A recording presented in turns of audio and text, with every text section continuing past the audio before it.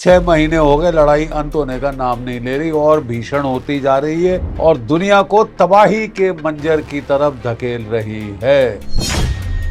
89% हमारा तेल एनर्जी बाहर से आती है। We have to bloody well change it. Pakistan से कभी भी कुछ भी हो सकता है, आप लिख के लिख के। तुर्की, पाकिस्तान और सऊदी अरब एक डिफेंस डील साइन की, जो कि बिल्कुल नाटो की तर्ज पर, जिसमें शर्तें हैं कि पिछले साल जब ऑपरेशन सिंदूर हुआ था, तुर्की ने 1000 ड्रोन दिए थे पाकिस्तान को। 1000 ड्रोन। इजराइल को पाकिस्तान के 180 न्यूक्लियर वॉरहेड कोई थ्रेट नहीं लगा, कभी थ्रेट नहीं लगा। लेकिन ईरान बनाने वाला है चीपेस्ट सोर्स ऑफ एनर्जी हमारे, क्योंकि सबसे नजदीक। सेंट्रल एशिया को लैंड ब्रिज कौन दे रहा है? ईरान। अफगानिस्तान को रास्ता कौन दे रहा है हमको? Land route, Iran. चाबहार का पोर्ट किसने हमको दिया? ईरान। नॉर्थ साउथ कॉरिडोर से कौन हमको जोड़ रहा है? ईरान। हाउ कैन यू से कि ईरान को मारो लाल? क्या और नई सीख और देश के जो पूरी वैश्विक स्थितियां चल रही हैं, उस कंडीशन में हिंदुस्तान और कैसे पावरफुल हो सकता है? कलेक्टिव हम लोग इकट्ठे होकर सामूहिक तौर पे अपना जन्म, देश का जन्मदिन मनाते हैं, तो it is an occasion to reflect. Where are we headed, where are we going?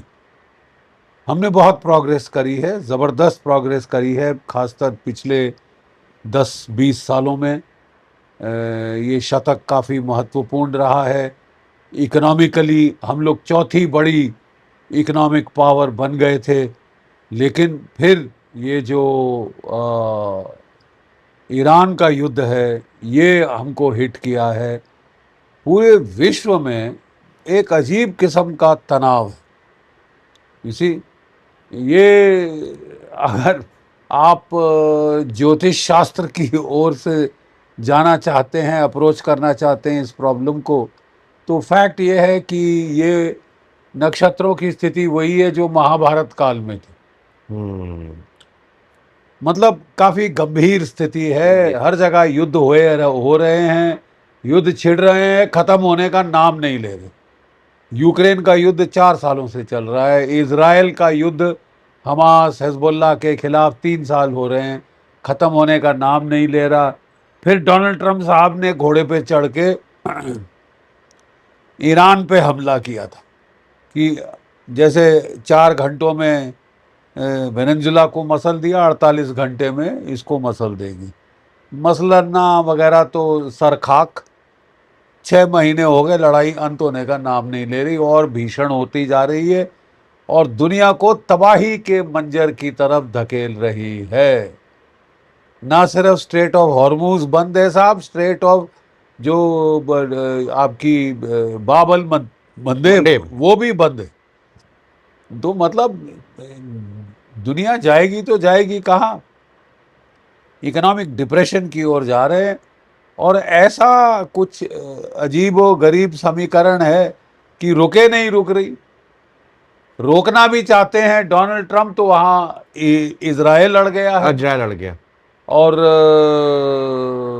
दूसरी उनकी ईगो है, एक और कि मैं कैसे हार सकता हूँ, मैं कैसे पिट सकता हूँ। पिट आप गए हैं, अब जैसे भी आप उसको घुमा फिरा के खुद को कहना चाहें वो आपकी चॉइस है, लेकिन आप दुनिया का बैंड बजाना तो बंद करें, नहीं तो ये काफ़ी इसके गंभीर परिणाम होंगे, गंभीर परिणाम। इसलिए हमको भी बहुत सजग सचेत रहने की ज़रूरत है। Yes, it is a time of challenge, but a challenge is also an opportunity to grow. 89% हमारा तेल एनर्जी बाहर से आती है। We have to bloody well change it. सौर्य ऊर्जा पे जाएं, विंड पावर पे जाएं, बायोमास पे जाएं, आप थोरियम पे जाएं। क्यों नहीं जा रहे? क्यों नहीं गए अभी तक? इस चीज का वेट कर रहे थे कि मतलब क्राइसिस इतनी भयंकर, क्राइसिस सिर पे आए तभी हम हाँ। बट नॉर्मली लोग करते ही ऐसा है, जब तक सर पे बम ना फटे तब तक फिर तो हम तो निश्चिंत होके बैठ जाते हैं। We take the easy way out. अब हमको करना पड़ेगा। पाकिस्तान से कभी भी कुछ भी हो सकता है, आप लिख के ले लीजिए, ठीक है? चीन थोड़ा में ठहराव है, इतनी चुलबुली में लड़ाई नहीं करते, लेकिन ये पाकिस्तान के 2 टके के नीच लोग, ये फटीचर मुल्क है, अपने लोगों को 2 रोज की रोटी नहीं खिला पा रहे। बगावत हो रही है, बलूचिस्तान में थी, खैबर पख्तूनख्वा में हो गई है, पीओके में हो गई है, कहाँ कहाँ सिंध में गदर है। अपने लोगों पर एयर स्ट्राइक कर रहे हैं सर। अपने लोगों पे ये एयर स्ट्राइक कर रहे हैं और भारत से पंगे लेने की हाँ। बातें कर रहे हैं। है ना, ये इस देश का कलेक्टिव पागलपना जो है, ये अब थोड़ा जरूरत से ज्यादा बढ़ गया है और उसके चलते अब हमको भी तैयार रहना पड़ेगा, जी। तैयार रहना पड़ेगा फॉर एनीथिंग। और उसके लिए हमारी सेनाओं को तैयार करना है, उनको इक्विपमेंट देना है। एयरफोर्स को चाहिए, अगर पाकिस्तान 500 स्टेल्थ फाइटर हैं चीन के पास और पाकिस्तान भी 2 स्क्वाड्रन खरीद रहा है अगले साल, आप बैठ नहीं सकते निश्चिंत होकर exactly. कि हाँ साहब 10-15 साल में बना लेंगे। अब वक्त नहीं बचा सर। अब वक्त नहीं बचा आपके पास, दैट इज द प्रॉब्लम। वक्त की कमी है and there is a lot which has to be done. So it is a challenge, but great civilizations arise only in response to a great challenge from the natural or social environment. प्राकृतिक या social environment से जो challenge, चुनौती आती है, उसके response में ही देश महान होते। सर अभी पिछले सप्ताह मक्का में तुर्की, पाकिस्तान और सऊदी अरब एक डिफेंस डील साइन की, जो कि बिल्कुल नाटो की तर्ज पर, जिसमें शर्तें हैं। अब उस पूरी डील में क्या खास बात है? दूसरी चीज, दूसरा सवाल उसे जुड़ा कि हिंदुस्तान के लिए ये कैसा एक बड़ा थ्रेट और हमारे बॉर्डर से लगा एक बड़ा ये ग्रुप बनाते जा रहे हैं। नहीं, ये तो एक हॉस्टाइल ग्रुपिंग है ना। देखिए, मत भूलिए कि पिछले साल जब ऑपरेशन सिंदूर हुआ था, तुर्की ने 1000 ड्रोन दिए थे पाकिस्तान को, 1000 ड्रोन। ये दूसरी बात है कि सारे के सारे उड़ गए, बरकच्चे उड़ गए। हाँ। पड़े थे कश्मीर से रण ऑफ कच्छ तक। ठीक है, उनके इंस्ट्रक्टर भी आए थे।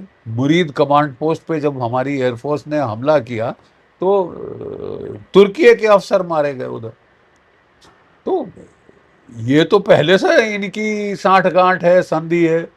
ठीक है, इनकी ग्रुपिंग बनी हुई है और अब उसमें खुदा ना खास्ता सऊदी अरेबिया कूद रहा है। सऊदी अरेबिया लड़ तो नहीं सकता, लेकिन पैसे बहुत हैं, ज़रूरत से ज़्यादा शायद, तभी चुलबुली हो रही। तुर्की, पाकिस्तान पहले से साठगांठ, सुन्नी ग्रुपिंग बना रहे हैं। ठीक है, वहाँ इजराइल हमें कह रहा है कि इनको तो छोड़ो साहब, आपका दुश्मन हमें, मेरा दुश्मन ईरान, तो आपका दुश्मन भी ईरान, आप भी टूट पड़ो। अबे क्या सबको इकट्ठा करना है? अपने खिलाफ सबका गठजोड़ बनाना जरूरी है क्या? ठीक है, मुझे बड़ी हैरत की बात लगती है कि इजराइल को पाकिस्तान के 180 न्यूक्लियर वॉरहेड कोई थ्रेट नहीं लगा, कभी थ्रेट नहीं लगा, कभी नहीं लगा। वो तो हिंदुस्तान की हाँ एग्जैक्टली। लेकिन ईरान बनाने वाला है, अब खबर आ रही है कि एक बना भी लिया। हाँ, ठीक है साहब, वो इनकी नानी मरी जा रही है कि अरे साहब ये है, वो है, वो है। तो देखिए साहब, आप हमारे दोस्त हैं, एग्री, आपने हर लड़ाई में हमारा साथ दिया है, yes, but that does not give you the right to dominate. आप अमेरिका पे कंट्रोल आपका है डोनाल्ड ट्रंप के ऊपर, वो आप जाने, डोनाल्ड ट्रंप जाने। आप ये नहीं कह सकते कि अब भारत हमारे कंट्रोल में है, जो हम बोलेंगे नाचो तो नाचेगा। भाई, हमारे भी कुछ नेशनल इंटरेस्ट हैं। Iran cheapest source of energy हमारे, क्यों? क्योंकि सबसे नजदीक, transportation cost, insurance cost lowest, Iran. और सेंट्रल एशिया को लैंड ब्रिज कौन दे रहा है? ईरान। अफगानिस्तान को रास्ता कौन दे रहा है हमको, लैंड रूट? ईरान। चाबहार का पोर्ट किसने हमको दिया? ईरान। नॉर्थ साउथ कॉरिडोर से कौन हमको जोड़ रहा है? ईरान। तो हाउ कैन यू से कि ईरान को मारो लाल? क्योंकि इजराइल की लड़ाई है, हमारी भी लड़ाई है। क्यों भाई? हमारे कोई राष्ट्र हित नहीं है? And you worry about your national interest, Exactly. We have to worry about ours. और अगर वो समझ नहीं सकते, देन फिर दोस्ती कैसे हुई? आप इंसिस्ट कर रहे हैं, चलिए आपने ट्राई किया, हमने भी, हमारे प्रधानमंत्री जी को भी आपने बुला लिया, वो बेचारे लिहाज में चले गए आपके पास कि दोस्ती का लिहाज करके वो पहुंच गए लड़ाई के एक दिन पहले, ठीक है। लेकिन यू ट्राइड और आप पिट गए हो। अब गलती में गलती मिलाने का क्या मतलब है?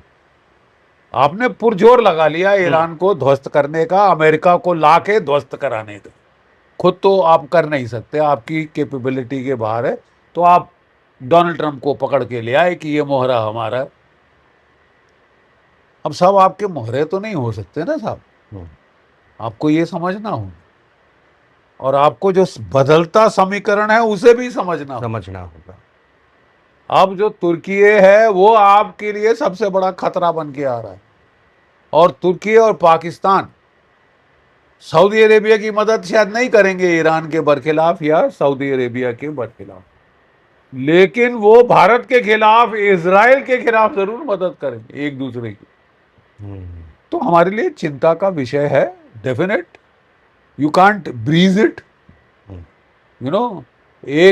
एक सोच ये है कि क्या भाड़ में क्या कर लेंगे, कि तो तुर्की और पाकिस्तान, क्या उखाड़ लिया इन्होंने ईरान का, क्या उखाड़ लिया इन्होंने हौतीज का, उन्होंने ठोक दिया, जड़ के आपको जला दिया, आपकी ऑयल रिफाइनरी, अरामको पूरी तरह ध्वस्त कर दिया।